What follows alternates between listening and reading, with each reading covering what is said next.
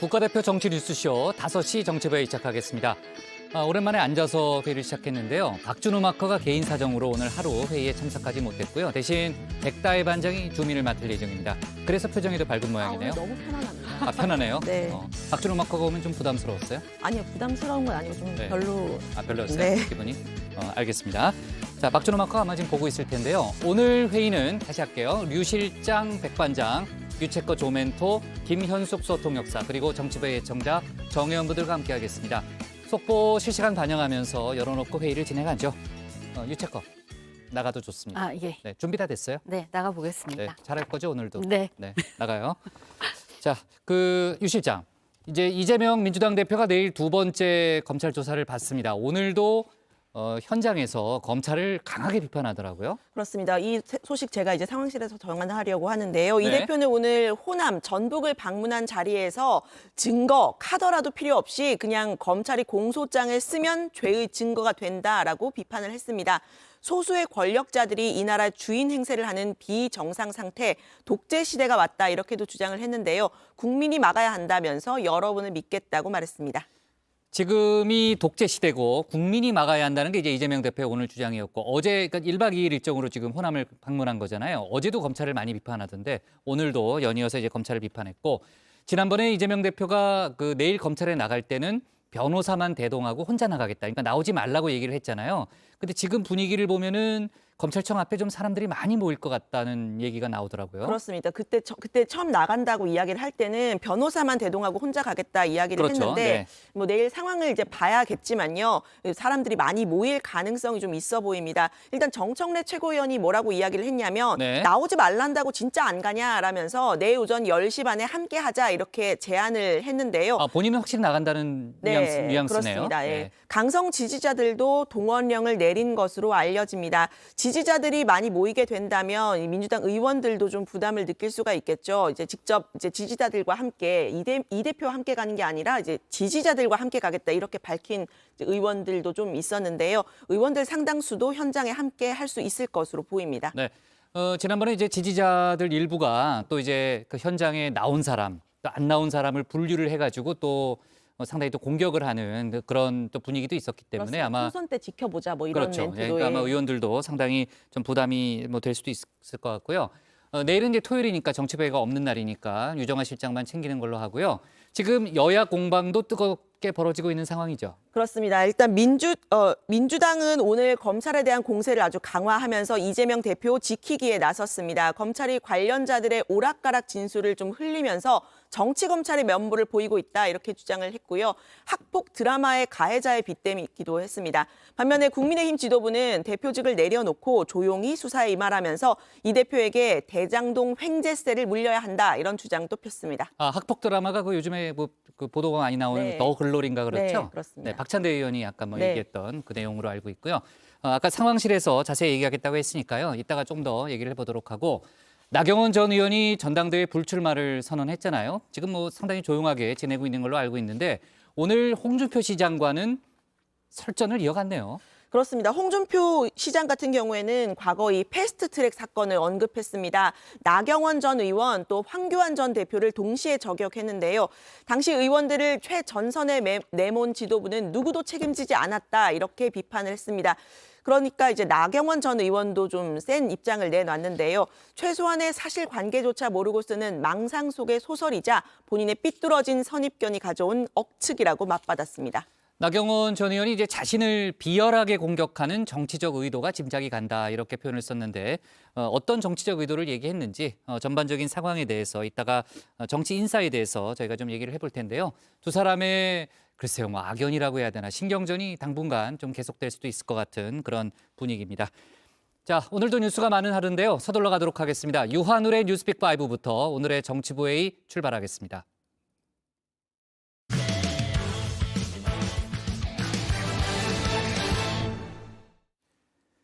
날씨가 다시 더 추워졌습니다. 난방비 부담이 커질수록 정치권의 난방비 공방 역시 거세지고 있는데요. 어제 대통령실이 급하게 내놓은 지원 방안을 놓고서도 여야의 생각이 다릅니다. 이 방안은 한마디로 취약계층에 대한 선별적 지원이죠. 민주당에서는 지원 범위를 훨씬 더 늘려야 한다고 주장하고 있습니다. 오래전 논쟁을 다시 떠올리게 하는데 이른바 선별대 보편 논쟁이 다시 불붙는 모습입니다. 관련 소식을 유한울 체커가 정리했습니다.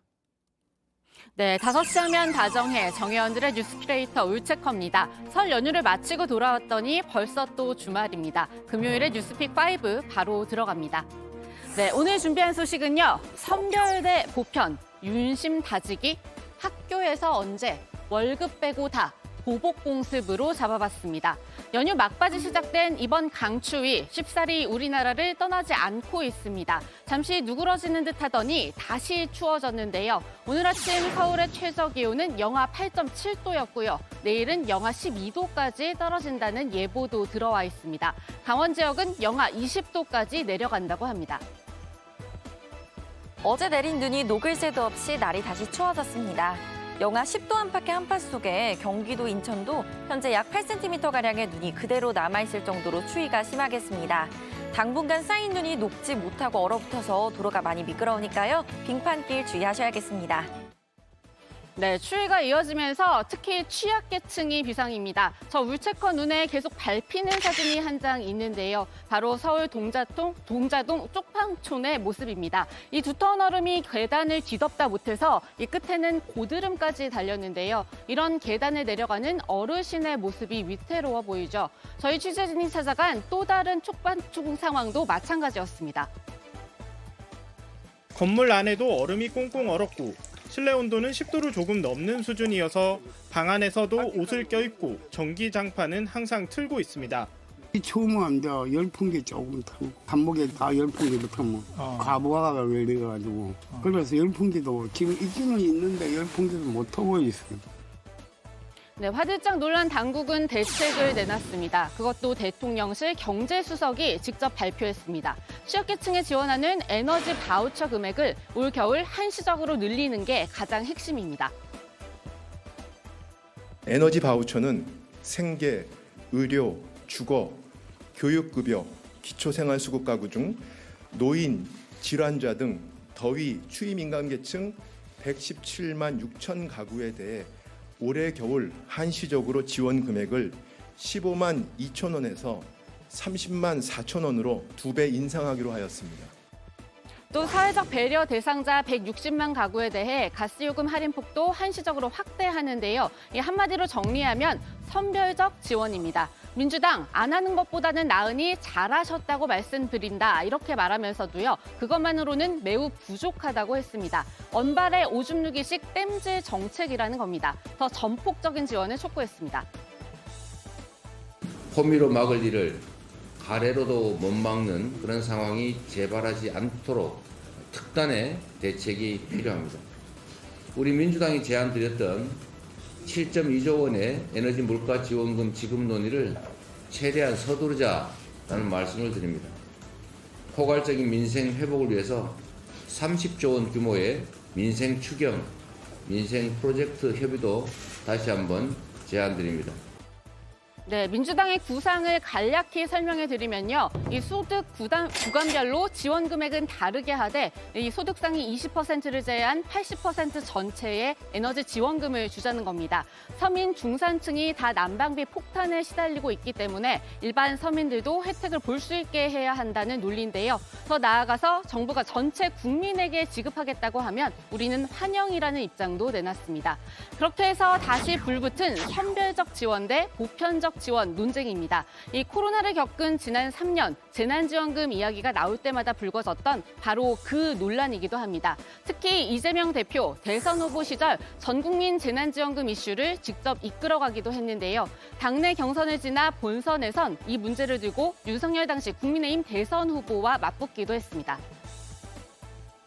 우리 전 국민들의 삶을 보살피고 또 경제도 활성화할 수 있는 재난지원금의 추가 지급 문제도 적극적으로 추진해 주시기를 부탁드립니다. 전 국민에게 주는 것이 아니고 피해를 입은 분들한테 거기에 맞춤형으로 해드린다는 얘기죠. 네, 보편, 복지, 기본소득 같은 본인의 트레이드마크를 부각하는 차원이란 분석 당시에 나왔지만요. 본인에게 불리한 대장동 이슈를 덮기 위한 것 아니냐 이런 의견도 있었는데요. 이번에도 상황이 묘하게 비슷합니다. 국민의힘은 이재명 대표가 꺼내든 추경 30조 카드까지 더해서 이번에도 사법 리스크에서 눈길을 돌리기 위한 것 아닌가 이렇게 의심의 눈초리를 보내고 있습니다. 난방비 폭등을 이유로 내세우고 있지만은 당대표 사법 리스크와 관련해서 국민 시선을 돌려보려는 의도가 또 있지 않은가 그렇게 생각이 듭니다. 올해 본 예산 규모는 아시다시피 무려 638조에 이르고 이제 막 집행을 시작했습니다. 추경은 본 예산을 집행해보고 긴급하거나 예상하지 못한 사정이 생겼을 때 하는 것입니다. 그래도 일단 여야 입에 모두 크게 오르내리고 있으니까 이번에도 이슈 선점엔 성공한 것 같은데요. 어떤 성과로 이어질지는 미지수입니다. 이 대표 대선 당시엔 정부가 난색을 표하면서 결국 한 발 물러났습니다. 그래도 생산적인 논의가 이뤄진다면야 소득은 없지 않다고 평가할 수 있을 텐데요. 이번 경우에는 난방비 지원 논의 자체가 너무 늦게 시작된 게 아니냐는 지적이 나옵니다. 그리고 지원금을 주는 것만이 능사는 아니겠죠. 지원금 사각지대는 없는지, 지원금으로 해결 안 되는 부분은 없는지 세심히 살펴야 한다는 전문가들의 조언이 이어지고 있습니다. 어려운 계층을 위한 여러 가지 좋은 제도가 있는데 그걸 잘 몰라가지고 활용을 못 하시는 분들도 있기 때문에 각 지자체에서는 특히 이러한 추운 계절에 이 에너지 바우처나 가스요금 할인 이런 것들을 잘 쓰시지 않는 가정은 왜 안 그런가 좀 적극적으로 찾아가는 그런 행정을 하셔야 된다 이렇게 생각이 들고요. 좀 따뜻한 공용 공간을 좀 마련을 해서 거기서 좀 지낼 수 있게 각 지자체에서 조금 적극적으로 배려를 하시면 어떨까 이런 생각입니다. 두 번째 픽은 윤심 다지기입니다. 정치인에게는 식사도 정치입니다. 그래서 여의도에서 지켜보면요. 정치인들 점심과 저녁 약속 다 있는 건 당연하고 또 한 끼에 두세 자리를 들르는 모습도 심심찮게 볼 수 있었는데요. 정치인 윤 대통령 어제 점심, 저녁 둘 다 국민의힘 의원들과 함께했습니다. 오천에서 지도부에게 밝힌 이 내용이 특히 화제였죠. 3월 8일 날 전당대회 때 대통령께서 참석해 주시면 좋겠다라고 하는 요청을 드렸습니다. 그렇게 요청 드렸을 때 대통령께서 하셨던 말씀은 우리 당원들이 많은 당원들이 모이고 또 거기 전당대회라고 하는 좋은 축제이니까 가서 꼭 참석하시겠다라는 인사를 하시겠다라고 하는 약속을 해 주셨고요. 네, 어제도 잠시 짚어드렸지만 이 자체로 주는 메시지는 명확합니다. 한마디로 윤심 결집입니다.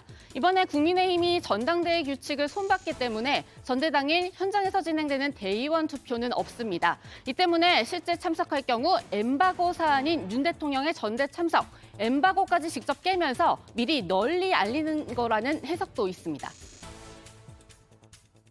국민의힘 전당대회에 윤석열 대통령이 참석한다고 미리부터 홍보하고 있습니다.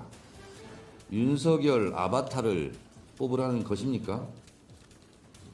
이준석도 가고 유승민도 가고 나경원은 잘리고 이제 다음 타자는 안철수인 것 같은데 안철수 불쌍해서 어떡합니까? 곧 아웃될 텐데. 현직 대통령의 전당대회 참석, 이번이 처음이 아닙니다. 저는 당장 2014년이 떠올랐는데요. 당시 국민의힘 전신인 새누리당 대표 자리를 놓고 비박좌장 김무성 의원, 또 친박좌장 서청원 의원이 격돌했던 때입니다. 거센 공방으로 당권 경쟁 내내 분위기는 말 그대로 험악했는데요. 서로 자신의 당선을 확신하면서도 속으로는 불안해하고 있던 이때 박근혜 당시 대통령이 전당대회장에 나타났습니다. 저도 이렇게 귀염뽀짝한 모습으로 자리를 지키고 있었는데요. 이번에 당대표에 도전한 윤상현 의원이 직접 에스코트하는 모습도 볼 수 있었죠. 이때도 논란은 불거졌고 결과는 좋지 못했습니다. 비박 김무성 의원이 대표 자리에 오른 겁니다. 실망스러운 결과지를 받아든 대통령은 결국 이런 메시지만 낼 수밖에 없었습니다. 박근혜 정부의 성공을 위해서 저의 온몸을 바치겠습니다, 여러분. 그렇게 해서 총선과 대선에서 승리해야 합니다. 치열한 경선 과정에서 주고받은 서운한 감정은 모두 잊고 새로운 지도부를 중심으로 하나가 되어주시기 바랍니다. 이번에 윤 대통령이 이 전대에 참석한다면 현장에서 어떤 결과를 받아들일지도 궁금해지는데요. 윤 대통령 어제 저녁은 국민의힘 초선 의원 몇 명과 함께 했다고 하죠. 여기엔 비윤계 의원들 이름도 보여서 눈길을 끌었습니다. 이 자리에서 하나된 당정, 원팀을 강조했다는 게 대통령실에서 나온 설명인데요. 원팀, 결국 윤심으로의 대동단결을 의미하는 건 아닌가 싶습니다. 윤 대통령의 식사 정치는 앞으로도 계속 이어질 거라고 합니다. 네, 오늘의 세 번째 픽은 학교에서 언제입니다. 실내 마스크 착용 의무 조정, 이제 사흘 앞으로 다가왔습니다. 다음 주 월요일인 1월 30일부터는 대중교통 그리고 감염 취약시설 등을 제외한 실내에서 마스크 착용 의무가 권고로 조정이 됩니다. 다만 확진자와 접촉을 했거나 또 호흡기 증상이 있는 경우는 환기가 어려운 산밀, 예를 들면 밀접, 밀폐 환경이 되겠습니다. 거기에 계시는 등에 있어서 감염 그 위험이 증가하는 경우에는 마스크를 착용해 주실 것을 권고드리겠습니다. 네, 다음 주에만 전국 1,700개가 넘는 초중 고등학교들이 개학을 하는데요. 그렇다면 학교에선 과연 언제 마스크를 써야 하는지 헷갈릴 수 있죠. 교육부가 오늘 세부 지침을 내놨습니다. 기본적으로 질병청의 지침에 따릅니다. 다만 학교, 학원, 통학버스, 그리고 수학여행이나 체험활동을 가는 버스에선 마스크를 꼭 써야 합니다. 학생들 간의 1m 간격 유지가 어려운 수업이나 행사 등에선 착용을 적극 권고합니다. 네, 다음 픽은 월급 빼고 다입니다. 1픽에서 다룬 난방비만으로도 부담이 크실 텐데 정말 월급 빼고 다 오르는 것 같습니다. 꽃갈콘과 빼빼로, 월드콘 등 많은 사람이 즐기는 과자와 아이스크림 가격이 다음 달부터 오릅니다. 이뿐만이 아닙니다. 생수, 편의점에서 파는 일부 소화제 가격도 인상을 앞두고 있습니다. 소비자들은 분통을 터뜨리고 있지만요. 업체들은 원자재 값과 인건비가 올랐는데도 지난해 못 올렸던 걸 이제서야 올린다고 설명하고 있습니다. 네, 마지막 픽은 보복 공습입니다. 어제 미국과 독일이 우크라이나에 탱크를 지원하기로 했다는 소식 5번째 픽으로 전해드렸죠. 그 탱크들 다 불타버릴 거다 이렇게 경고했던 러시아가 실제 하루 만에 공습에 나섰습니다.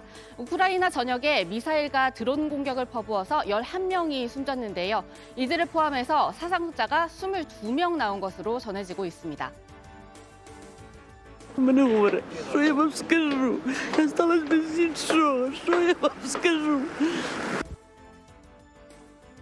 네, 오늘의 뉴스픽은 여기까지입니다. 들어가서 원픽 뽑겠습니다. 뉴스픽 5였습니다.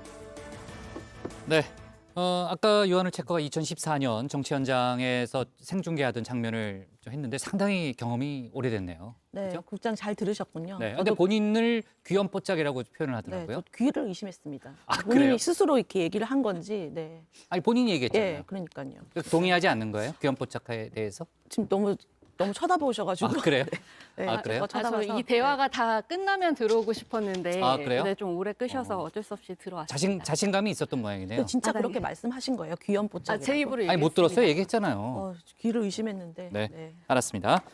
자, 난방비 부담, 저희가 지금 사흘째 이 이슈를 다루고 있습니다만 지금 정치권의 주요 공방으로 지금 벌어지고 있는 그런 상황이고요. 난방비 부담, 지금 이제 지자체 차원에서도 대책 마련에 분주한 상황인데 서울시도 오늘 대책을 발표했는데 724억 원을 투입한다는 거죠.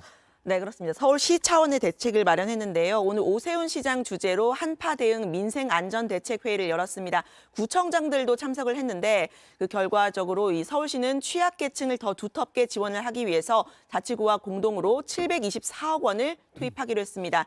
이 중에서 346억 원은 난방비 지원금으로 쓰고요. 그동안 난방비 지원뿐만이 아니라 취약계층의 거주지 수리에도 신경을 써야 한다 이런 지적 어제 저희 뉴스룸에서도 전해드렸었는데 바로 이 집수리 지원에도 137억 원을 투입한다는 계획을 밝혔습니다. 어제 이제 유한을 체커가 뉴스픽에서 이제 윤 대통령의 식사 정치가 본격적으로 시작됐다는 얘기를 했잖아요. 윤 대통령이 어제 점심 저녁을 다 이제 국민의힘 의원들하고 만났는데 상당히 이제 국민의힘과 접촉면을 넓혀가는 그런 모습이고요. 다만 이제 야당과의 지금 이제 접촉이 잘 이루어지지 않고 있는 부분에 대해서 정치권에서 여러 가지 이제 목소리도 나오고는 있습니다만 그 문제는 좀 조금 이따가 다시 한번 얘기를 해보도록 하고요. 그리고 오늘 윤 대통령뿐 아니고요. 김건희 여사도 국민의힘 여성 의원들과 오찬 회동을 했다는 거죠. 네, 그렇습니다. 김건희 여사가 오늘 국민의힘 여성의원 10명을 한남동 관저로 초대해서 점심을 함께 했습니다. 김미애, 김영선, 김정재, 배현진, 조수진 의원 등이 참석자의 이름을 올렸는데요. 김 여사는 대선 때부터 윤 대통령을 도왔던 의원들에게 감사한 마음을 전했다고 하고요. 또 지난 아랍에미리트와 스위스 순방 성과를 공유했다고 합니다. 이번 비공개 오찬 회동은 약 2시간 정도 진행이 됐다고 합니다. 김 여사와 의원들은 미혼모와 한부모 가족, 장애인 같은 취약계층 지원 방안, 또 환경 문제에 대해서 의견을 교환했다고 한 참석자가 밝혔는데요. 이 참석자에 따르면 김 여사가 베이비박스 실태 등 다양한 주제로 이야기를 꺼냈다고 합니다. 또 정치적인 이야기 없이 편안하고 화기애애한 분위기였다고도 전했습니다. 네. 김건희 여사가 이번 해외 순방 때도 상당히 적극적인 활동을 했고 저희가 주민에서도 관련된 내용을 짚었잖아요. 이제 본격적인 행보에 나섰다라는 그런 얘기를 했는데 이제 국민의힘 여성 의원들과도 좀 오찬을 가지면서 상당히 적극적인 그런 활동을 예고하듯이 일단 보이는 분위기인데 오늘 그 참석자들을 통해서 그 현장에 있었던 얘기가 조금씩 더 추가로 나오는 게 있는데요. 일단 좀 정리를 해보면 김건희 여사는 본인이 이제 다른 사람 얘기를 듣는 걸 좋아한다 이렇게 얘기를 하면서 앞으로도 많은 자리를 좀 이제 가졌으면 좋겠다는 얘기를 했고요. 오늘 아까 이제 10명의 의원이 참석했다고 그랬잖아요. 그러니까 지금 이제 국민의힘 내에 지역구를 가진 여성 의원이 9명이고 거기에 조수진 의원만 이제 비례대표로서 유일하게 이제 참석을 했고 다음번에는 이제 다른 비례대표 의원들하고 다시 이제 뭐 식사 자리를 가질 거라는 그런 얘기가 좀 나오고 있고 오늘 그 식사 자리에서 이제 이미자 의원이 이제 미혼이잖아요. 이미자 의원이 본인의 이상형이 윤 대통령이다 이렇게 얘기를 했고 다정다감하고 집안일을 잘하는 윤 대통령이 이상형이다라는 얘기를 해서 사람들이 다 같이 웃었다는 이제 그런 얘기도 좀 들리네요. 자, 좋습니다. 그 민주당은 지금 이제 김 여사의 여러 가지 적극적인 행보에 대해서 비판의 목소리를 냈다는 거죠. 네, 그렇습니다. 김의겸 대변인이 요즘 영부인 놀이에 한참이라는 비판하는 내용의 논평을 냈습니다. 김 대변인은 김 여사가 여당 여성 의원들에게 무슨 본보기가 되고 어떤 교훈을 줄 수 있을까라면서 김 여사가 지금 가야 할 곳은 여성 의원들과의 화려한 파티장이 아니라고 했는데요. 그보다도 도이치모터스 주가 조작 사건 수사부터 받으라는 겁니다. 김 대변인은 지금이라도 서초동 서울중앙지검으로 출두하기를 권고드린다 이렇게 논평에 적었습니다. 네. 김의겸 의원이 오늘 서면 브리핑을 했는데 조금 더 추가적으로 얘기를 하면 김의겸 의원이 김건희 여사의 다른 주가 조작 그 혐의가 드러났다는 그런 주장을 했습니다. 그러니까 도이치모터스에 이어서 우리 기술 작전주에 이제 김건희 여사 쪽 돈이 이제 투입된 정황이 있다라는 그런 얘기를 했고 한동훈 법무장관이 허물을 덮어주기에 이제 급급하다. 또 오늘 검찰 인사에서 그동안 김건희 여사의 주가 조작을 폭로해왔던 검사 2명을 인사 조치했다라는 그런 주장을 했고요. 조금 전에 이제 대통령실 쪽에서도 반박 입장이 나왔습니다. 대통령실 쪽에서는 김의겸 의원이 아무 근거 없이 서면 브리핑을 했고 터무니없는 거짓 내용이라는 그런 이제 주장을 했고 과거 이제 김의겸 의원이 청담동 술자리 의혹을 제기했었잖아요. 그 청담동 술자리 의혹과 관련해서 그동안 사과나 책임 있는 조치가 없었다는 점도 다시 한번 강조하는 그런 논평을 했습니다. 자, 그리고 이거는 뭐 정치 뉴스는 아닙니다만 오늘 또 상당히 중요한 뉴스인데요. 그 국민연금이 2055년 소진된다는 전망이 오늘 추가로 나왔습니다. 원래 이제 5년 전에 그 예측됐을 때는 고갈 시점이 그보다 2년은 더 늦었었는데 고갈 시점이 이제 2년 더 빨라졌고 저출산, 고령화, 경기 둔화 등이 좀 영향을 미쳤다는 게 국민연금 재정추계위원회의 분석입니다. 지금 국회 내에서 연금개혁특위가 이제 구성은 돼 있는데 상당히 정치권 내에서도 또 이견이 있고 어려운 과제잖아요. 국민연금 문제가 상당히 좀 심각한 또 그런 상황으로 일단 보이고 오늘 고용부에서도 마찬가지로 55세 이상의 고용을 확대하겠다는 그런 입장을 추가로 내놨는데 역시 이제 지금 얘기했던 국민연금 문제와도 좀 연결이 돼 있는 그런 이슈라고 할 수 있겠습니다. 자, 유채거 오늘 고른 원픽은 뭡니까? 네, 오늘의 원픽입니다. 취약계층만 대 국민 80% 난방비 선별대 보편 논쟁.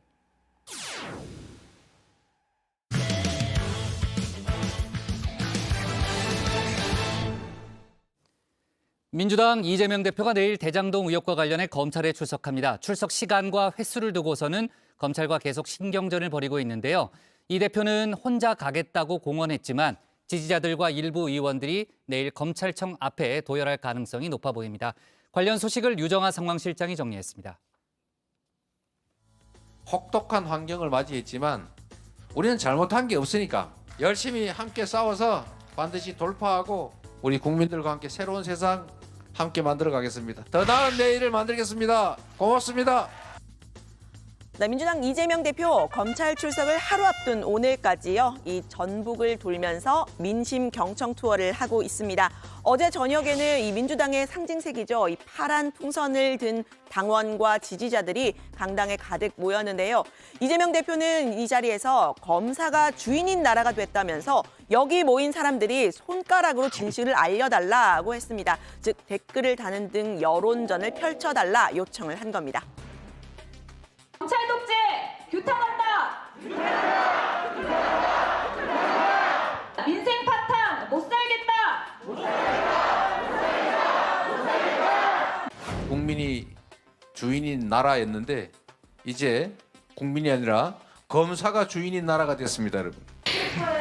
물방울이만 모여서 강물이 되는 것처럼 여기 모이신 우리 전북에 또는 전국에서 오신 우리의 동지들 다시 행동하고 다시 싸우면 다시 희망 있는 미래, 더 나은 내일이 보장되는 꿈꿀 수 있는 대한민국 만들 수 있다. 맞습니까, 여러분? 네, 이 행사의 이름 보신 것처럼 찾아가는 국민보고회입니다. 당 검찰 독재 정치탄압 공동대책위원장을 맡고 있는 박찬대 최고위원이 나서서 직접 보고를 했는데요. 뭘 했냐면 검찰의 수사에 대해서 자세히 보고를 하면서 수사하는 검사들의 이름을 하나하나 거론하기도 했습니다. 지금 야당 탄압은 윤석열 사단의 검사들이 주도하고 있는데요. 서울중앙지검의 핵심 전력이 야당 탄압에 총동원되어 있는 모양새입니다. 서울중앙지검장 송경호에 대해서 이야기하도록 하겠습니다. 윤석열 사단의 핵심으로 조국 전 장관을 수사를 총괄했고요. 네, 이 검찰 수사에 대비한 걸까요? 이 대표가 직접 단일 대우를 강조하는 상황도 포착이 됐는데요. 당 소속 전원에게 편지를 보내서 본인이 위원장인 기본사회위원회에 참여를 해달라면서 오늘이 마감인 참여 신청서도 전달을 했다고 합니다. 기본사회를 기치로 친명계와 비명계 모두 뭉칠 것을 설득한 셈인데요. 이 대표는 오늘 오후에 전북 분산시 공설시장을 찾아서 유신 독재 때보다 민주주의가 더 후퇴한 검찰 독재 시대가 됐다고 목소리를 높였습니다. 유신 군사 독재 시절에도 누군가를 감옥에 보내고 누군가를 처벌하려면 증거가 있어야 됐고 증거를 만들려고 고문을 내서 가짜 자술서라도 만들었습니다. 그런데 지금은 어떻습니까? 증거 필요 없습니다. 카드라도 필요 없습니다. 그냥 검찰이 쓰면 그게 죄의 증거가 됩니다. 국민이 주인이 아니라 소수의 권력자들이 이 나라의 주인 행세를 하는 비정상 상태, 바로 독재 시대가 왔습니다, 여러분.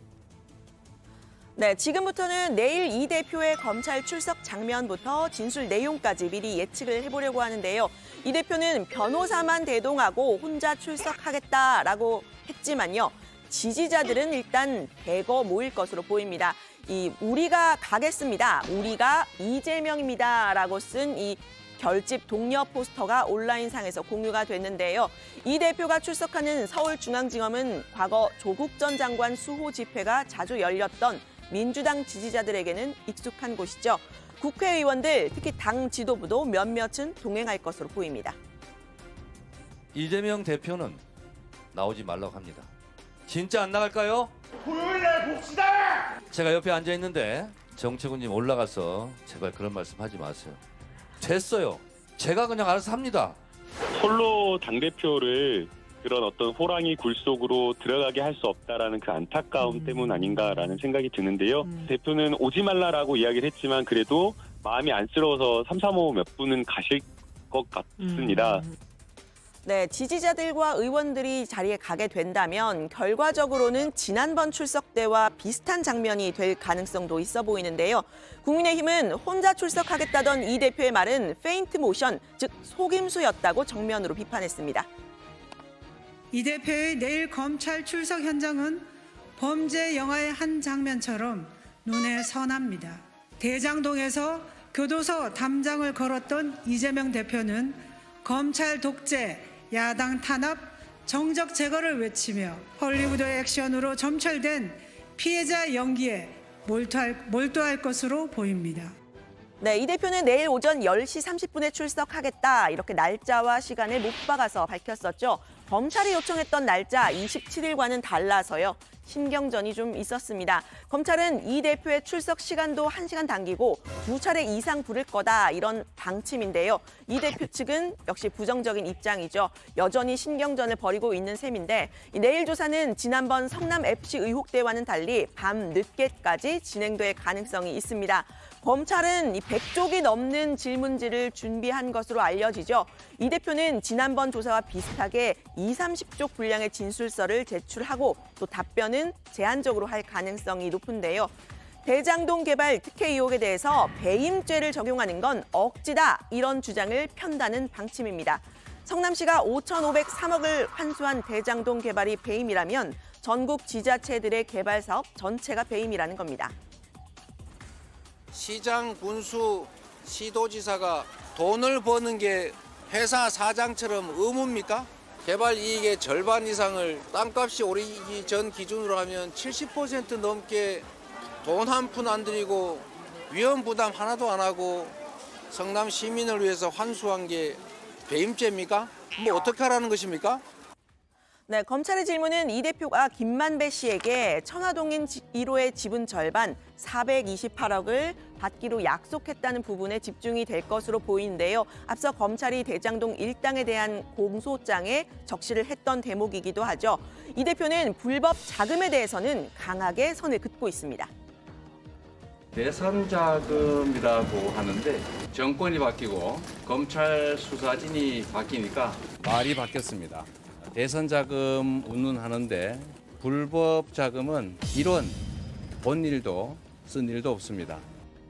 네, 검찰은 김만배 씨의 제안을 유동규 전 본부장 또 정진상 전 실장을 통해서 이 대표가 들었고 이 민간업자들에게 수익을 몰아주는 설계를 승인했다 이렇게 의심하고 있는데요. 이 대표는 민간업자가 제안한 개발 방식을 본인이 뒤집어서 민관 결합 개발로 바꿨다는 입장이죠. 민간업자와 결탁을 한 건 유동규 전 본부장까지고 본인은 관련 보고를 받은 적이 없다고 했습니다. 제가 정말 가까이 하는 참모는 동규 이렇게 표현되는 사람은 아닙니다. 미안하지만. 네, 제가 봤을 때 아무래도 이거 짜고 들어온 것 같아요. 지금 유동규 씨, 그리고 김만배, 정영학, 나무, 그래서 아마 거기에 그 지사님은 우리 증인한테도 여러 번 보고가 있었지 않을까 싶어요. 전혀 없었고요. 제가 아까 없었나요? 말씀드렸던 것처럼 민간업자들과 만나거나 교류라도 했으면 자. 제가 해임시켰을 거라니까요. 네, 이 대표 측은 천화동인 1호의 지분의 절반 이 대표나 이 대표 측근들이 아니라 유동규 전 본부장이 약속받은 것이다 이런 입장인데요. 그 근거는 2012년부터 대장동 일당들의 대화가 담겨 있는 정영학 녹취록입니다. 후아유, 너는 누구냐? 김만배 천하동인 1호 아무도 몰라. 너라는 것. 오마이뉴스 정영학 녹취록 기사 제목입니다. 여기서 말하는 너는 누구입니까? 후아유, 이재명은 아닙니다. 네, 검찰의 수사, 이 유동규 전 본부장과 남욱 변호사의 진술에 상당수 의존을 하고 있죠. 이들의 바뀐 진술은 정영학 녹취록과는 배치된다는 게 민주당의 주장인데요. 역시 관건은 검찰의 구체적인 증거나 물증 제시일 거라는 이야기가 나옵니다. 이분들이 녹취록과 배치되는 말을 하고 있기 때문에 그 진술을 뛰어넘는 예를 들면 약정서랄지 뭐 아니면 녹음 파일이랄지 이렇게 강력한 물증이 나오지 않으면 제가 볼 때 입증하기 쉽지 않을 것 같습니다. 네, 국민의힘은 이 대표가 특권을 내려놓고 조용히 검찰 조사에 임하라 압박을 했는데요. 주호영 원내대표는 이 대표가 국회의원과 당대표로 2중 3중의 방탄조끼를 입으니 국민들이 먼저 알아보고 있다. 또 야당 탄압 프레임도 더 이상 통하지 않는다고 했습니다. 이 대표 주장대로 결백한데 뭐를 잘 지켜줘야 할지 잘 모르겠습니다. 그냥 조용히 조사에 응하는 것이 최상의 방법이 아닌가 싶습니다. 손바닥으로 하늘 가릴 수는 없습니다. 정정당당하게 조용하게 나가서 수사받고 대한민국의 사법 시스템에 따른 판단을 받기 바랍니다. 네, 이 대표는 난방비 폭탄에 대한 대책으로 이 횡재세를 제안하기도 했었죠. 이걸 고리로 이 대표를 비판하는 말도 있었습니다. 대장동 개발로 얻은 횡재에 대한 진실 규명부터 하라 목소리를 높인 겁니다. 국민들은 이재명 대표가 성남시장 당시 대장동 일당과 결탁을 하여 거둬들였었던 1조 원에 가까운 대장동과 백현동 개발 이익을 횡재라고 생각을 하고 있습니다. 이런 횡재를 하도록 설계하고 결재한 사람이 이재명 대표이기 때문에 이재명 대표가 횡재세를 물려야 할 대상이라고 생각을 합니다. 횡재세를 내야 할 사람은 바로 이재명 대표입니다. 네, 이재명 대표의 검찰 출석을 하루 앞두고 이 대표를 저격하고 있는 유동규 전 본부장의 검찰 진술 내용도 여럿 보도가 됐는데요. 관련 소식 들어가서 이야기를 해보고요. 내일 이 대표 검찰 출석은 다음 주 다정회에서 핵심만 쏙쏙 전해드리겠습니다. 오늘 발제는 이렇게 정리합니다. 이재명 대표 검찰 출석 D-1, 유신 독재보다 후퇴한 검찰 독재 시대, 지지자 결집 독려한 정청래 최고위원. 민주당 이재명 대표가 내일 검찰에 출석합니다. 검찰의 이제 두 번째 출석이죠. 지난번에 성남 FC 의혹과 관련해서 검찰에 나가서 조사를 받았고 이번이 이제 두 번째 대장동 의혹 등과 관련된 내용을 이제 조사를 받게 되고 검찰이 이제 100여 쪽의 뭐 질문서를 준비했다고는 하지만 이번에도 이제 서면 진술서를 낸다는 거죠. 이재명 대표가. 그럴 가능성이 일단 높다는 거죠. 네, 그렇습니다. 그럼 진술서를 내고 검찰의 질문에 상당 부분 답을 안 할 가능성이 좀 높아 보이는데 자 아무튼 조금 이따가 다시 한번 추가로 얘기를 해보도록 하고 오늘 그 유동규 전 본부장과 남욱 변호사 또 화천대유 대주주 김만배 씨가 모두 재판에 출석했다는 거죠. 네, 그렇습니다. 세 사람 모두 오늘 대장동 공판에 출석했는데요. 들어가는 길에 기자들의 질문에 모두 입을 굳게 닫은 모습이었습니다. 다만 유동규 전 본부장의 검찰 진술 내용과 관련해선 계속 기사들이 나오고 있는데요. 유 전 본부장이 이 대표 측근을 통해서 한 번에 100에서 150만 원 정도씩 현금으로 이 대표의 개인 일정 비용을 지원했다는 TV조선 보도가 나왔습니다. 성남시장 시절 비서관 A씨가 시장님 휴가 가는데 호텔 예약을 부탁한다 이렇게 하면 현금 70만 원을 건네는 등 이 구체적인 사례도 담겼는데요. 유 전 본부장은 이런 사실을 정진상 실장에게 보고했고 잘했다는 답변도 들었다고 했습니다. 해당 비서관과 이 대표 측의 입장을 묻는 질문엔 답이 없었다고 합니다. 네, 유 전 본부장의 검찰 신문 조서 내용도 일부 보도가 됐습니다. 유 전 본부장이 성남도시개발공사의 설립을 성남시 의원들과 사전에 모의를 했고 또 최윤길 전 성남시 의회 의장이 이재명 당시 시장에게 이 모의 내용을 보고했을 것으로 안다. 이렇게 검찰에 진술을 했다는 겁니다.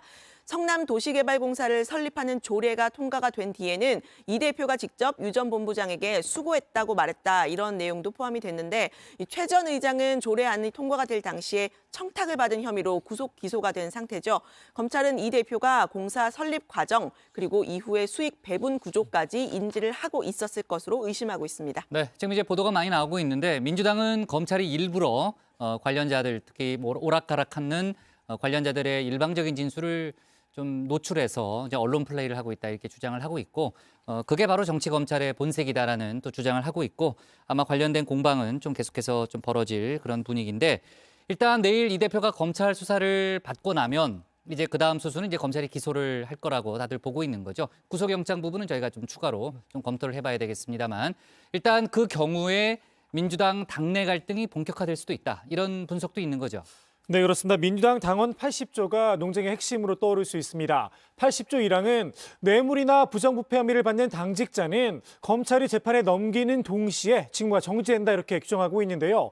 지난해 8월 전당대회에서 80조 3항을 개정을 해서 정치 탄압 등 부당한 이유가 있다고 인정될 경우 당무위원회 의결로 다시 결정할 수 있도록 이렇게 바꿨습니다. 민주당 당무위 의장은 당대표, 즉 이재명 대표인데요. 이 경우에 이 대표가 결정에 키를 주게 되는 셈입니다. 당내에선 기소가 되더라도 80조 3항을 근거로 이 대표가 물러나진 않을 거다 이런 시각이 많은데요. 장경태 최고위원은 기소 시 물러난다는 당원은 없다고까지 말했습니다.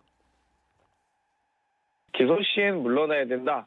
라는 당원은 없습니다. 기소 시에 여러 가지 사안을 고려해서 검찰이 유난히 표적수사, 기획수사, 이런 별건 수사 등으로 이 정당을 탄압할 때 사무총장의 판단이나 당무위원회 판단을 가져야 된다고 명시하고 있기 때문에. 하지만 비명계 쪽에서는 그런 경우에는 당 대표직을 내려놔야 한다 이런 목소리가 나오고 있죠. 네, 대표적인 사람이 이상민 의원인데요. 이 의원은 이 대표에 대한 검찰 수사가 정치 탄압이고 과잉 수사의 면이 어느 정도 있긴 하지만 이에 대한 대응은 개은과 당 차원의 대응으로 따로 분리해야 한다는 입장입니다. 당 전체가 이 대표의 혐의를 옹호하는 분위기가 될 경우 방탄정당이라는 오명을 쓸 수 있고 내년 총선에도 영향을 미칠 거라는 우려 때문인데요. 친명계 김남국 의원은 이상민 의원의 말은 모순이라면서 이 대표가 기소되더라도 대표직을 유지해야 한다고 주장했습니다.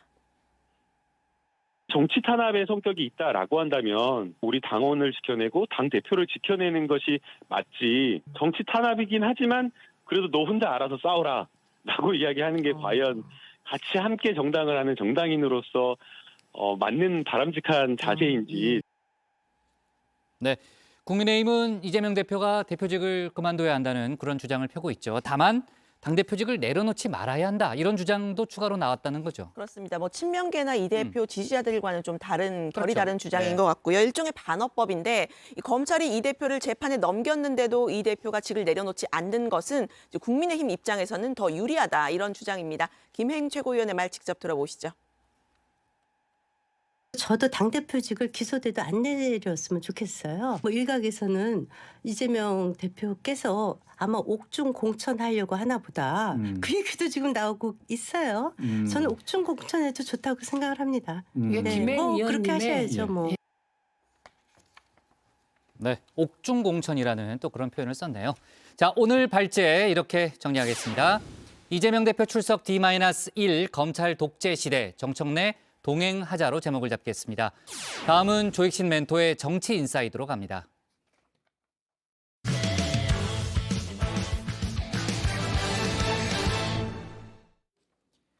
나경원 전 의원의 이름이 빠진 국민의힘 당대표 여론조사에서 안철수 의원이 약진을 했습니다. 지지율이 2배가 됐는데요. 나 전 의원의 지지층이 대거 안 의원 쪽으로 옮겨갔다는 분석이 나옵니다. 앞서 안 의원은 평소 사이가 좋지 못했던 이준석 전 대표의 공감을 얻기도 했죠. 안 의원이 비윤의 새로운 구심점으로 올라갈 거라는 관측과 함께 용산에서 지켜만 보고 있진 않을 거라는 정치권의 분석도 나왔습니다. 관련 내용을 정치 인사이드에서 짚어봅니다.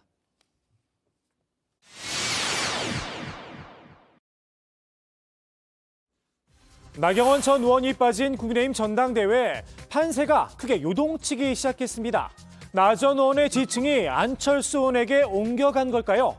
안 의원의 지지율이 16.7%포인트, 말 그대로 수직 상승했습니다. 8.8%의 지지를 얻은 유승민 전 의원은 아직 출마 여부를 결정하지 못했죠. 만일 유 전 의원이 출마를 포기한다면 안 의원의 상승세에 한층 탄력이 붙을 거란 전망도 나옵니다. 여기에 견원지간으로 알려졌던 이준석 전 대표도 안 의원을 향해 손을 내밀었죠. 예, 앞에 축사로 안철수 의원 좋은 말씀해 주셨는데 사실 저도 공감하는 부분이 참 많았습니다. 안 의원이 비윤의 새로운 구심점이 될 수도 있을 듯합니다. 안 의원의 심상치 않은 상승세, 친윤계에선 그래도 윤심은 꺾지 못할 거다 자신했는데요. 저는 뭐 충분히 지금은 가장 안정적으로 당선 가능성 안에 든 후보가 김기현 후보라고 생각하고 있습니다. 아, 그래요? 윤핵관이 세운 후보, 대통령이 세운 후보가 당권 경쟁에서 만약에 진다면 어떻게 되는 겁니까? 아니 이제 뭐 그럴 가능성이 저는 별로 없다고 별로 봐요. 없을. 안풍이 생각보다 거세진다면 또 한 번 당이 시끄러워질 거란 이야기도 있죠. 안철수 후보를 전 대표를 대하는 용산 대통령실의 스탠스가 네. 아마 가장 관심 사항으로 떠오를 겁니다. 지금은 좀 조용한데 한 며칠 지나고 또 여론조사상 안철수 대표가 조금 앞서는 여론조사가 나오게 되면 예. 분명히 윤핵관들부터 시작해가지고 또 준동을 할 겁니다. 결과적으로 안철수 바람의 동력 역할을 한 나경원 전 의원. 본인 스스로는 일단 중립을 지키고 있습니다. 안 의원 측의 메시지에 웃는 이모티콘만 남겼다고 하는데요. 나경원 의원하고 저는 소통이 충분히 잘 되고 있는 상황이었고 예. 한 일주일 전에도 통화를 했고요. 예. 어제도 메시지는 했습니다. 답은 아주 간단하게 왔습니다만 뭐라고 답이 왔어요? 이모티콘으로 왔습니다. 딱히 할 말이 없을 때 막막할 때 그런 거 보내죠. 그냥 그 마음을 숨기기 위한 거겠죠. 답하기 곤란한 나 전 의원의 마음, 결국 김기현 의원 쪽으로 기울 거란 분석도 나옵니다. 근데 이제 시간이 지나면서 김기현 후보를 도와줄 가능성이 있지 않을까. 왜요? 100%죠, 100%. 저도 그렇게 생각해요. 그렇게. 그다음에 이번에 접은 것은 뭐냐면 자기 총선에서 어떤 자기 스스로 공천을 받아야 돼요. 꺼진 불에 불씨를 살리려면 김 의원의 손을 잡을 방법 외에는 없다는 겁니다. 반면 꺼진 불도 다시 끄자는 분도 있죠. 홍준표 대구시장입니다. 나 전 의원을 또다시 저격하며 확인 사살에 나섰습니다. 2019년 패스트트랙 사태를 소환했는데요. 당시 당 지도부가 공천이 걸린 의원들을 압박해 최전선에 내세워놓고 그 누구도 책임지지 않았다고 나를 세운 겁니다. 당시 원내대표 나 전 의원이었습니다. 나 전 의원은 망상 속의 소설이자 본인의 삐뚤어진 선입견이 가져온 억측일 뿐이라고 반박했는데요. 나 전 의원, 정치적 책임까지는 몰라도 법적 책임은 져야 할 듯하죠. 패스트트랙이 기소된 지 3년 됐거든요. 근데 저거는 딴 사람들은 좀 정치적으로 어떻게 봐주든 뭐 타협이 된다 하더라도 그걸 총 지휘한 사람은 원내대표인 나경원 대표라고 최저가 저게 벌금 500만 원으로 돼 있어요. 예. 근데 저거 100만 원 이상 받으면은 다음 총선 출마 못 하거든요. 양강 구도를 형성한 김기현, 안철수 두 당권 주자 연일 지지세 확보에 총력을 기울이고 있는데요. 김기현 의원은 의외의 인맥을 자랑하고 나섰습니다. 프로배구 김연경 선수 그리고 가수 남진 씨와 함께 찍은 사진을 소셜 미디어에 올린 겁니다. 이 두 사람은 김 의원을 지지한다는 뜻을 밝혔다고 하는데요. 스타 마케팅을 통해 대중적 인지도를 끌어올려보겠다는 거겠죠. 안철수 의원은 당 원로들을 잇따라 만나고 있습니다. MB에 이어 이회창 전 총재도 예방을 했다고 하는데요. 당내 정통성을 확보하려는 행보로 풀이가 됩니다. 특히 안 의원과 MB의 회동 뒤엔 이런 뒷말도 나왔습니다. 제가 MB의 아바타입니까? 이번에 그 MB를 찾아갔어요. 이거는 어떤 의미? 그걸 나도 이제 이 보수 정당의 일원이다. 라는 걸 보여주고 싶어 하는 것이 있는 것이고 아하. 그게 이제 뭐 전직 대통령이라고 해봤자 이제 몇 분 안 계시고 만날 수 있는 사람이 이분밖에 없긴 해요. 한때는 정치적 굴레였던 MB 아바타 딱지. 지금은 직접 MB를 찾아가는 상황이 됐으니 역시 정치는 살아있는 생물인가 봅니다. 김기현 의원도 아바타란 꼬리표가 붙었죠. 윤석열 아바타로 성공할 수 있을까? 저는 굉장히 의심스러워요. 김기현 대표가 당선되더라도 김기현 대표의 성공을 위해서는 이런 식으로 가면 안 돼요. 양강의 대결, 아바타 대전이라고 불러야 하나 싶기도 합니다. 두 당권자가 치고 나가면서 다른 후보군들은 관심에서 조금 멀어졌죠. 황교안 전 대표, 양강을 싸잡아 비판하며 눈길 끄기에 나섰습니다.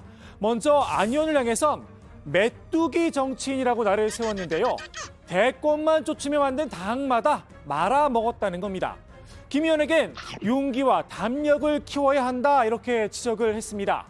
누군가에게 기대서 큰 정치를 하겠다는 건 맞지 않다며 말입니다. 황 전 대표는 윤석열 대통령과 가까운 사이다. 친분도 과시를 했는데요. 황교안 대표께서는 윤석열 대통령과 관계가 좋은 당대표 후보신가요? 예, 관계 좋죠. 제가 같이 오랫동안 그렇습니까? 검찰에서 같이 근무를 했잖아요. 글쎄요, 같이 근무를 했다고 꼭 사이가 좋은 건 아니죠. 수사의 초기부터 외압이 있었다는 얘기는 이 국정원, 원세훈, 김용판의 수사 초기부터 얘기하는 거죠. 그렇습니다. 그것은 모 신문에 나왔듯이 황교안 법무부 장관하고도 관계가 있는 얘기죠. 무관하지는 않다고 생각합니다. 그렇습니다. 윤 대통령과 관계 개선이 필요한 게 아닌가 싶기도 한데요. 그래서일까요? 반윤의 상징이죠. 유독 유승민 전 의원에겐 한층 더 독한 말을 쏟아냈습니다. 확실하게 코드를 맞춘 겁니다. 윤석열 대통령이 새 정부가 출범했는데 예. 틈날 때마다 대통령을 공격하고 비방하고 있었어요. 이것이 바로 이제 암덩어리라는 것. 계속 병소가 커간다. 이런 측면에서 저는 지금 같이 하기가 어렵다. 그러니까 암덩어리와 함께 통합하면 결국은 죽는 겁니다. 암덩어리라 유 전 의원 친윤계에겐 강성보수 유튜버들보다 못한 존재인지도 모르겠습니다. 오늘의 정치인사이드 김재원 의원의 말로 마무리합니다. 신혜식, 김세희 그리고 또 뭐 본인이 차기 뭐 하느님이다 그러신 분들도 나오셨다면서요, 국민의힘. 근데 뭐 굉장히 괜찮은 분이라고 평가하고 싶습니다. 그래요? 결국에 우리 당의 지지의 외연을 넓혀주신 분이고 대선에 승리하게 만들어주신데 혁혁하게 공을 세우신 분들이거든요. 홍준표 대구시장이 TK 지역 국회의원들을 물갈이해야 한다는 그런 주장을 하면서 최고위원 자리에 정치 낭인들만 설치고 있다 이런 얘기를 했잖아요. 이름을 거론하지는 않았습니다만 김재원 전 최고위원을 겨냥한 거 아니냐는 그런 해석도 많이 나왔는데 김재원 전 의원이 반응을 내놨다는 거죠. 네, 그렇습니다. 두 사람은 이제 대구시장 경선 때 이제 당내에서 경쟁을 했던 그런 사이인데요. 홍준표 대구시장은 김재원 전 의원이 출사표를 던진 지난 25일에 최고위원 선거가 이미 한물간 정치 낭인들만 설치는 형국이 됐다. 이런 글을 올렸습니다.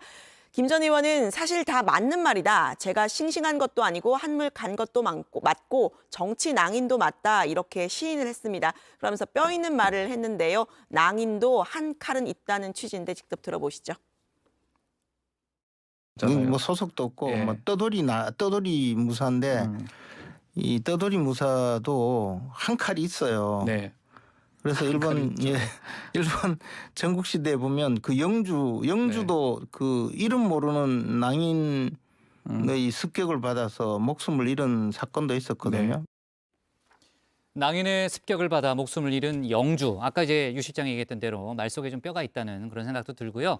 안철수 의원이 MB와 이회창 전 총재를 예방했다는 소식 정치인사에 대해서 좀 짚어봤는데 김종인 전 비대위원장도 찾아가서 조언을 구했다는 거죠. 네, 안철수 의원이 김종인 전 비대위원장을 설 연휴 전에 찾아가서 덕담을 듣고 전당대회와 관련한 조언을 구했다고 하는데요. 안 의원 측은 당의 어른께 인사드리는 차원에서 찾아뵀다 이렇게 이야기하면서요. 김 전 위원장이 안 의원의 생각에 지지해 주시는 부분이 있으며 좋은 감정으로 말씀해 주신다 이렇게 밝혔습니다. 김 전 위원장은 내년 총선에서 수도권이 중요하다는 생각을 언론에 밝혔는데요. 어떤 대표가 당에 도움이 될지 당원들이 현명하게 생각할 거라고 말했습니다. 안철수 의원이 수도권 당대표론을 줄곧 주장해왔고 어떻게 보면 또 안 의원에게 힘을 실어준 게 아닌가 하는 그런 생각도 드네요. 앞서 저희가 오늘 새로 나온 여론조사 결과를 얘기했는데 안철수 의원이 나경원 전 의원이 불출마 선언을 한 이후에 이제 지지율이 크게 뛰었잖아요. 결선이 아니라 1차 투표에서 과반을 얻겠다는 포부를 밝혔다는 거죠. 네, 그렇습니다. 안철수 의원은 결선 투표가 아니라 1차 투표에서 과반을 넘겨 1등을 하는 것이 자신의 목표라고 밝혔습니다. 저를 직접 만나면 80% 이상의 사람들이 생각이 바뀐다면서 지난해 12월 한 달 동안 TK와 PK를 다 돌았더니 10%포인트 오르더라 발로 뛰겠다고 말했습니다. 한편으로는 결선 투표에 대한 자신감도 내비쳤는데요. 정치를 시작한 이후 가상 양자 대결에서 져본 적이 없다며 전직 대통령들을 다 포함해서 단 한 번도 진 적이 없다고 강조했습니다. 김기현 의원은 오늘 부산을 찾았는데요. 가덕도 신공항의 명칭을 김영삼공항으로 변경해야 한다. 이런 주장을 했다는 거죠.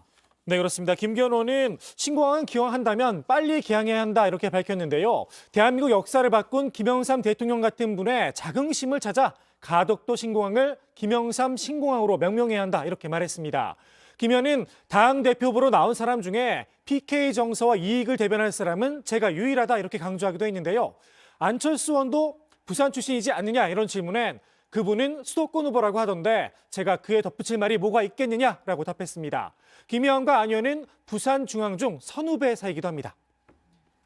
윤상현 의원은 오늘 나경원 전 의원에게 러브콜을 보냈는데요. 나 전 의원을 다음 총선에서 수도권 선대위원장으로 모셔야 한다 이런 주장을 내놨죠. 그렇습니다. 윤상현 의원은 이 수도권 대표론의 빈자리를 윤상현이 채우겠다. 나경원 전 의원 또한 총선 승리를 견인하는 데 있어서 큰 역할을 맡아서 계속 힘을 보태주셔야 한다 이런 말을 했는데요.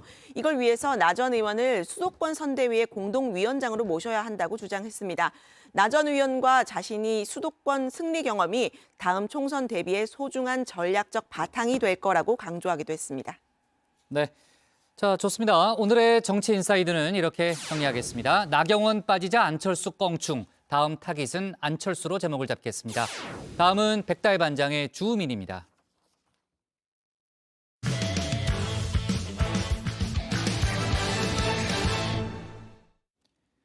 어제 여성가족부가 현행 강간죄의 구성 요건을 폭행과 협박에서 동의 여부로 개정하는 내용의 비동의 간음죄 도입을 검토하겠다고 발표했죠. 하지만 발표 반나절 만에 입장을 뒤집어 그 배경에 시선이 모였는데요. 그동안 자맹하던 권성동 의원도 등장했습니다. 여러 가지 소식들 백다혜 반장이 정리했습니다. 네, 안녕하세요. 소통반장 백다혜입니다. 네, 오늘은 주민 해시태그로 정치권에서 화제가 된 소식들 전해드리려고 하는데요. 오늘 준비한 3개 해시태그, 비동의 간임죄, 조수진 징계안, 그리고 MB 특사론입니다.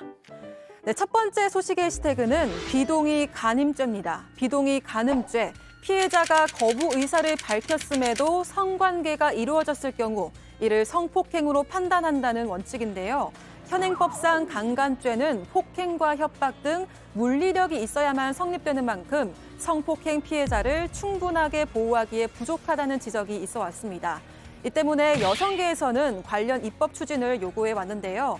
이런 가운데 어제 여가부는 제3차 양성평등 기본계획에 비동의 간음죄 도입을 검토하겠다고 밝혔습니다.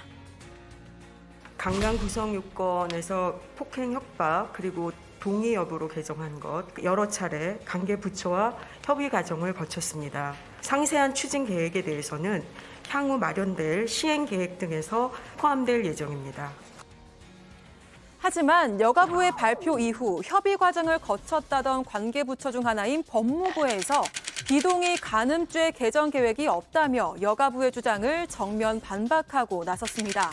법무부는 사회각층의 충분한 논의를 거치는 등 종합적인 검토가 필요하다면서 여가부의 반대 취지의 신중 검토 의견을 제시한 바 있다고 밝혔는데요. 비동의 간음죄 도입에 대한 반대 의견, 정치권에서도 이어졌습니다. 바로 국민의힘 권성동 의원인데요. 전당대회 불출마 선언 이후 3주간의 침묵을 깨고 처음으로 현안과 관련한 메시지를 낸 겁니다. 여가부 폐지 공약을 제안한 당사자로서 국민의 물음에 답하는 게 마땅한 도리라며 반대 의견을 밝혔는데요. 그러면서 다시금 여가부 폐지를 강조했습니다. 비동의 간음죄는 성관계 시 예, 아니오라는 의사표시도 제대로 못하는 미성숙한 존재로 성인 남녀를 평가절하합니다. 이와 같은 일부 정치인의 왜곡된 훈육의식이야말로 남녀 갈등을 과열시킨 주범입니다. 윤석열 정부가 여가부 폐지를 공약한 이유가 바로 여기에 있습니다. 정부 부처가 갈등을 중재하기는커녕 원인을 제공하고 있기 때문입니다.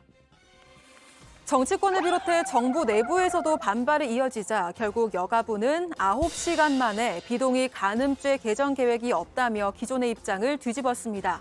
그러면서 해당 사안은 지난 2015년 제1차 양성평등 정책 기본계획부터 포함돼 논의해온 과제로 윤석열 정부가 새롭게 검토하거나 추진한 과제가 아니라고 해명했는데요. 9시간 만에 뒤집힌 여가부의 입장 번복, 지난해 10월 여가부 국정감사의 한 장면을 떠오르게 했습니다.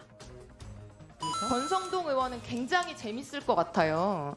마음에 안 드는 단체 이제 하나씩 콕콕 집어가지고 이 단체가 어떻다 이렇게 글을 올리면 여가부는 그 단체랑 진행했던 모든 보조금 사업을 뼈를 깎는 자세로 전면 조사하는 거예요. 이쯤 되면 답변만 하세요. 이쯤 되면 권성동 의원이 여가부 장관이나 다름없는 거 아닙니까? 여가부 장관이 김현숙 장관인지 권성동 의원인지 모르겠다라는 발언으로 시작했던 이 의원의 질의는 여가부가 추진 중이던 성평등 사업의 전면 폐지로 인해 나온 말인데요. 지난해 7월 당시 권성동 국민의힘 원내대표는 SNS를 통해 여가부의 버터나이프 크루 성평등 사업이 남녀 갈등을 증폭시킨다며 비판했습니다. 이후 여가부는 관련 사업을 전면 중단했고 민주당은 여당 원내대표의 한마디에 청년의 꿈을 짓밟았다며 강하게 반발했습니다. 윤석열 정부에서 사업 입찰이 완료됐고 장관이 출범식에 참여까지 한 사업입니다. 하지만 여당 원내대표가 페이스북에 올린 한마디에 없던 일이 되어버렸습니다. 국회의 반대에도 여가부 폐지론자를 여가부 장관으로 임명 강행한 윤석열 정부답습니다. 윤석열 정부에서 성평등은 금기어입니까? 3월 8일 국민의힘 전당대회를 앞두고 젠더 이슈가 부각되고 있습니다. 국민의힘 당권주자인 김기현 의원은 당대표 선거 공약으로 여성 민방위 훈련 도입을 내걸었는데요. 근본적으로 보면 남성, 여성, 남성의 병역 의무에 대해서도 새로운 시각에서 접근할 필요가 있다는 생각을 가지고 있습니다. 자신과 가족을 보호하기 위한 기본적인 훈련은 필요하다. 유사시에 어떻게 대응할지 그때 가서 훈련하기에는 너무 늦어지니 지금부터 민방위 훈련부터 해보자는 생각을 가지게 되었다는 말씀을 드립니다. 이를 두고 당 안팎에서 이른바 이대남 청년당원의 표심 잡기에 나선 게 아니냐는 지적이 나왔습니다. 또 다른 당권 주자인 윤상현 의원도 안보 공약이 아닌 젠더 공약이라는 의심을 피할 수 없다며 비판했는데요.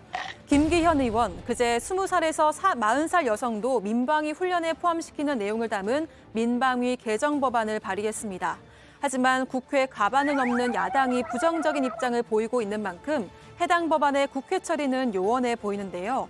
김 의원의 이번 법안 발의가 선거철마다 젠더 이슈를 공론장에 올려 표심을 얻으려 했던 정치권의 반복된 행태는 아니길 바라봅니다.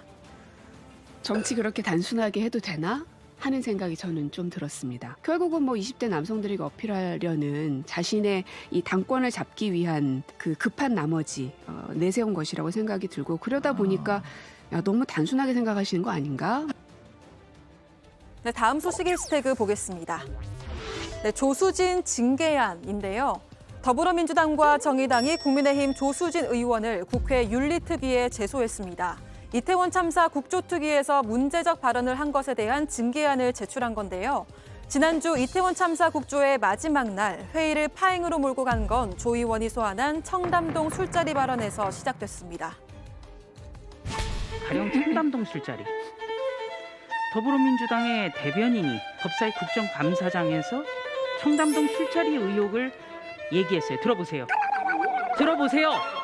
쉽게 표현하는 거예요. 자, 네. 이태원 참사 국정조사회의에서 청담동 술자리가 언급되자 유가족들을 비롯해 야당 의원들은 즉각 반발했습니다. 하지만 조 의원은 이에 아랑곳하지 않고 발언을 이어가는데요. 청담동 술자리가 사실입니까? 사실이에요? 조사님 발언해 주시고. 사실이 아니라고 주장하더라도 사실이 아닌 걸 주장하고 아니라고 하더라도 병기를 하게 되면 국민 분열을 가중시킨다는 얘기를 하는 겁니다. 진흙탕 싸움을 하자는 거예요, 이거는. 이후로 회의는 파행됐고 유가족은 울분을 토하기도 했습니다.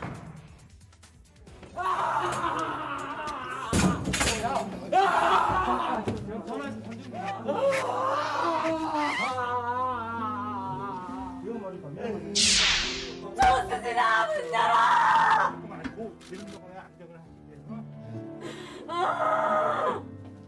우리 지안이 살려내! 너도 엄마냐? 너도 엄마지? 네 새끼가 죽어봐야 내 마음을 알겠니? 이 못된 인간아! 야당은 조수진 의원에 대한 징계안을 제출하면서 청담동 술자리 발언이 희생자와 유가족을 조롱했다고 지적했습니다. 또 발언의 이유가 윤 대통령의 진정한 사과와 이상민 장관의 파면, 유가족이 요청하는 독립적인 조사기구 설치 등을 방해하기 위함이라고 주장했는데요. 민주당은 어제 이태원 참사 유가족을 만나 다시금 독립적 조사기구 설치를 약속했습니다. 자리 보존에 여념 없는 이상민 장관과 무책임한 행안부를 더 이상 자시할 수 없기 때문입니다. 유가족과 전문가가 함께하는 독립적 조사기구를 통해서 성역 없는 철저한 진상 규명을 해나가야 합니다. 이 자리에서 이상민 장관의 거취에 대한 이야기도 다시 한번 나왔는데요.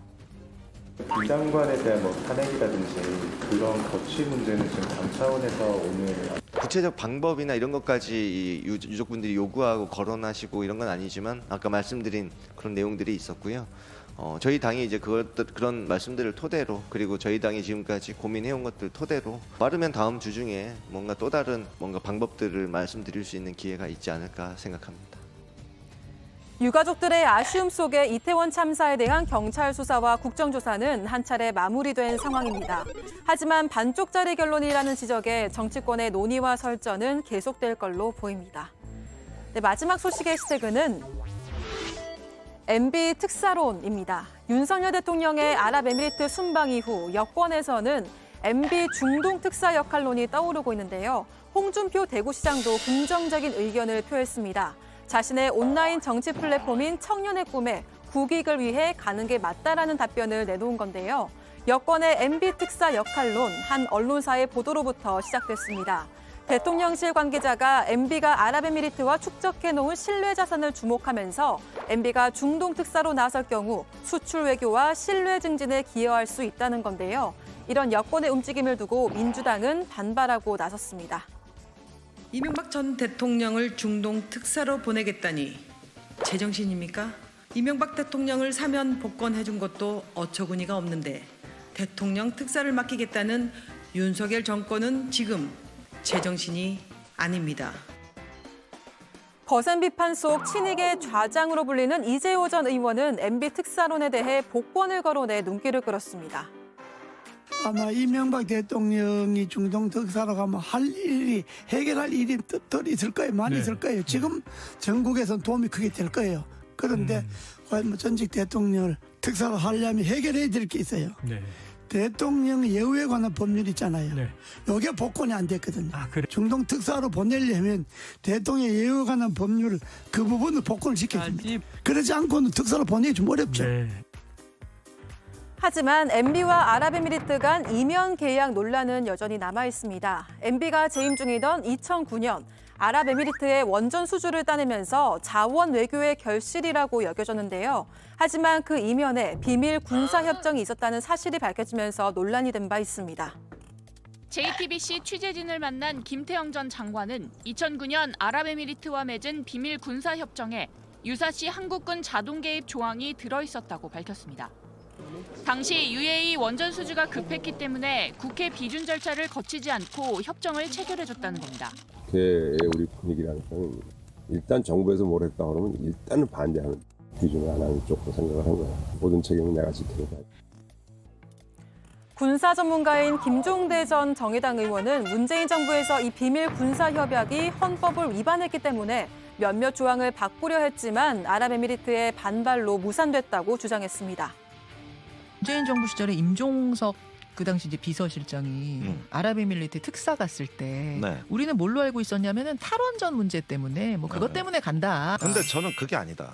이거는 송영무 국방장관이 먼저 갔었는데 거기 가서 지난 정부에서 맺은 이 비밀 군사 협약의 헌법 위반이기 때문에 몇몇 조항을 바꾸자. 이러니까 UAE가 격분을 해서 수교를 단절하겠다고 통보를 왔다. 그걸 수습하러 임종석 비서실장이 간 거다. 그러면서 임 전 실장도 인정한 사실이라고 말했는데요. 윤 대통령의 아랍에미리트의 주적은 이란 발언도 이 비밀 군사 협약으로부터 유래된 거라고 봤습니다. 단순한 실수가 아니라는 건데요. 여야가 윤 대통령의 발언을 두고 설전을 이어가는 가운데 여권이 피어올린 MB 중동 특사 역할론이 전국에 어떤 영향을 끼치게 될지도 지켜봐야 할 것 같습니다. 네, 오늘 응답하라 다정회를 대신해서 주민 해시태그로 주요 정치권 소식들 살펴봤는데요. 다른 소식들도 자리로 돌아가서 전해드리겠습니다. 네. 자, 오늘 윤 대통령이 통일부 행안부 업무 보고를 받았는데 그 관련 소식이 조금 더 추가로 들어온 게 있어서 그 얘기를 잠깐 좀 하고 가면요. 윤 대통령이 통일은 갑자기 올 수도 있다 이런 발언을 했고 준비된 경우에만 통일을 실현할 수도 있다는 그런 발언을 했고 특히 그 북한의 실상을 우리 국민이 잘 알고 있어야 한다는 그런 얘기를 하면서 북한 주민들도 가능한 실상을 정확하게 공유할 수 있도록 해야 한다는 그런 발언을 했습니다. 그래서 혹시 대북 전단 살포라든지 또는 대북 라디오 방송을 염두에 둔 발언이 아니냐는 그런 좀 관측이 나왔고 여러 가지 좀 이제 논의가 있었는데 권영세 장관이 조금 전 합동 브리핑에서 관련한 추가 설명을 했다고 합니다. 그러니까 어떤 취지였냐면은 우리가 우리 국민에게 널리 퍼뜨리면 그 내용이 돌고 돌아서 북한 쪽에도 환류될 수 있다는 그런 취지로 대통령이 얘기한 것이다라는 그런 추가 설명을 했다고 하고요. 그리고 오늘 행안부 업무 보고에서는 이제 재난 대응과 관련한 얘기가 나왔는데 그 얘기는 잠시 후에 저희가 추가로 해보도록 하겠습니다. 자, 앞서 그 두 번째 해시태그로 야당이 국민의힘 조수진 의원에 대한 징계안을 제출했다는 소식을 다뤘는데 작년 그 7월이죠, 7월 후반기 원 구성이 이루어진 이후에 국회 윤리특위 활동이 전혀 이루어지지 않았잖아요. 그래서 실효성 논란이 일기도 했는데 다음 주 월요일이죠. 다음 주 월요일에 첫 전체 회의가 열린다는 거죠. 네, 그렇습니다. 지난해 정기국회 당시에 국민의힘 정재인석 비대위원장과 민주당 이재명 대표 등 여야의 거물급 의원들에 대한 징계안이 제출됐었죠. 이 때문에 이번 윤리특위에 대한 관심이 높아진 상황인데요. 우선 정재인석 비대위원장은 지난해 10월 자신의 소셜미디어에 조선은 안에서 썩어 문드러져 망했다라는 글을 올려서 민주당이 징계안을 제출했습니다. 이재명 대표는 국회 국방위원회 소속임에도 방위사업체 주식을 소유해서 이해충돌 논란으로 윤리위에 제소된 상태입니다. 이 밖에도 국감장에서 막말을 한 권성동 의원과 청담동 술자리 논란을 일으킨 김의겸 의원 등 여러 징계안이 제출돼 있는데요.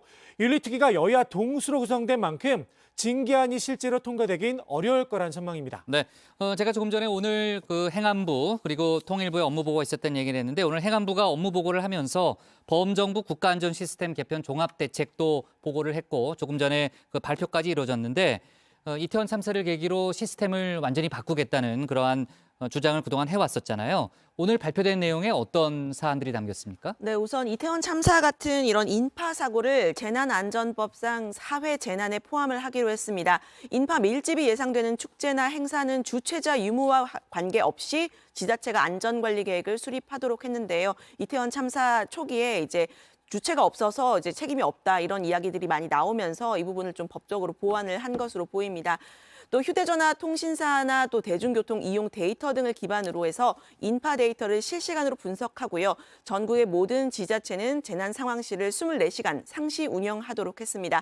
또 행안부 장관에게 있는 재난사태 선포 권한을 시도지사에게도 부여하는 등 이 지방자치단체의 재난 현장 대처 권한도 강화를 했습니다. 특히 이 장관은 재난선포권 권한을 시도지사에게로 확대하는 게 책임 회피 차원은 아니라고 선을 그었는데요. 시도지사에게 재난선포권을 부여하는 건 과거 2차례 정도 언급됐던 사항이지만 현재는 이태원 참사를 계기로 국민적 공감대가 형성됐고 필요성이 커졌다고 말했습니다. 또 시도지사에게 권한을 부여한다고 해서 중앙재난안전대책본부장, 즉 행안부 장관의 권한과 책임은 달라지는 것이 없다고 말하기도 했습니다. 네, 일단 매뉴얼도 매뉴얼이지만 현실에서 잘 작동되는 게 상당히 중요한 사항이고요. 아무튼 오늘 관련한 여러 가지 발표가 있었습니다. 자, 최근 야당 쪽에서는 감사원이 정치적 중립성을 잃었다고 비판하고 있잖아요. 유병호 감사원 사무총장이 또 타깃인데 야당 입장에서 이제 타깃인데 기본 임무에 대해서 정치적 논란이라는 말은 코미디다 이런 얘기를 했다는 거죠. 네, 그렇습니다. 해당 발언은 유 사무총장이 이달 초 감사원 전 직원을 대상으로 연 그 신년 강연에서 한 것으로 전해지는데요.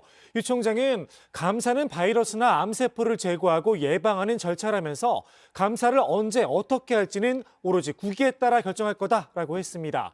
정치적 논란이란 말에 부안해동하지 말라고도 했는데요. 야당의 정치 감사 비판에 대한 반박으로 해석이 됩니다. 최근 감사원이 그 문재인 정부 국가 통계 그 왜곡 의혹에 대해 조사를 하고 있는데 황덕순 전 청와대 일자리 수석을 최근에 조사했다는 거죠. 네, 맞습니다. 감사원이 최근 황 전 수석을 소환해서 문재인 정부 당시 고용통계 개입 여부가 있었는지를 조사한 것으로 알려졌습니다. 앞서 문재인 정부 시절이었던 2019년에요. 이 비정규직 규모가 1년 새 86만 7천 명이 급증했다는 통계 조사 결과가 나온 적이 있습니다. 이를 두고 강신욱 당시 통계청장이 병행 조사를 실시해서 과거에 포착되지 않았던 기간제 근로자가 추가로 포착됐기 때문이다. 이렇게 직접 해명에 나서기도 했는데요. 한마디로 그 전에보다 비정규직이 많이 늘지 않았다는 취지입니다. 감사원은 당시 통계청장이 이렇게 해명을 내놓은데 청와대의 개입이 있었는지를 조사 중인 것으로 전해집니다. 네, 국민의힘 쪽에서는 계속 입장을 내놓고 있죠.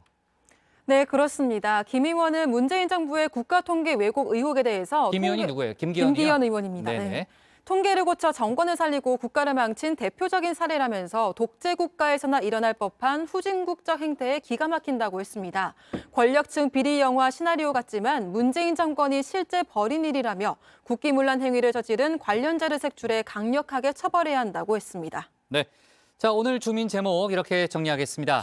권성동 비동의 간음죄 반대, 여가부 9시간 만에 철회로 제목을 잡겠습니다. 자, 오늘 정치부에는 여기까지 하겠습니다. 저희는 다음 주 월요일 오후 5시 정각에 다시 찾아뵙겠습니다. 내일 잘 챙겨요. 왜? 귀염뽀짝 그게 자꾸 생각이 나가지고. 좀 그렇게 인정 좀 해.